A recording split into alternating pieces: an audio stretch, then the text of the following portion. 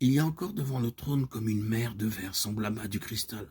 Au milieu du trône et autour du trône, il y a 4 êtres vivants remplis de yeux devant et derrière. Apocalypse 4:6. Dans la Bible, la mer représente un grand nombre ou une multitude de gens, car elle n'a pas des dimensions réduites comme un réservoir. La mer de verre semblable à du cristal se trouvant devant le trône représente la multitude de ceux qui ont été rachetés par le précieux sang du Seigneur Jésus-Christ. Par la grâce et la puissance de Dieu, ils sont amenés sur le trône. Les 4 êtres vivants étaient remplis de yeux devant et derrière. Avec nos yeux, nous pouvons voir. Ainsi, ces êtres vivants nous rappellent que nous pouvons comprendre les choses célestes que par une perception ordinaire. Beaucoup de gens essaient de comprendre les mystères célestes avec leur sagesse naturelle. Si intelligents et avancés que nous soyons, nous ne pouvons comprendre les choses célestes avec notre propre sagesse. Ce que nous appelons sagesse, Dieu l'appelle folie. Le Seigneur Jésus-Christ est notre sagesse.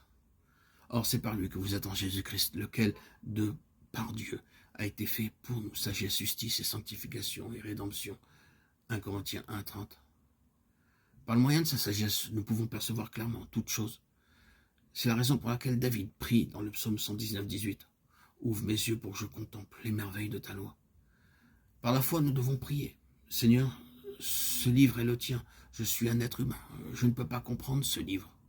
Seigneur, ouvre mes yeux, aide-moi à comprendre les mystères cachés qui y sont contenus.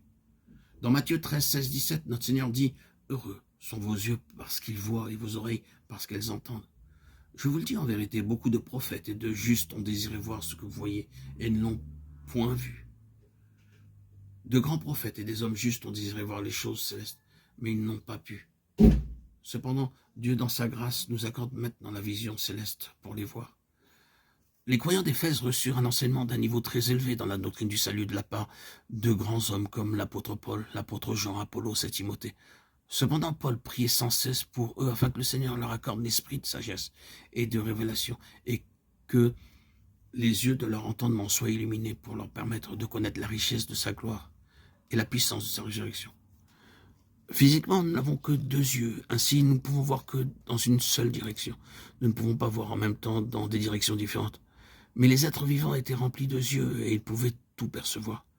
Nous avons aussi besoin d'avoir des yeux pour voir comme eux, en recevant la vision céleste et par un discernement divin. Nous devenons des vainqueurs.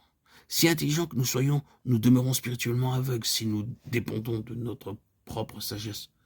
Beaucoup de lettrés, ayant une connaissance approfondie du grec et de l'hébreu, sont cependant dans les ténèbres, car ils n'ont pas placé leur foi dans le Seigneur Jésus-Christ.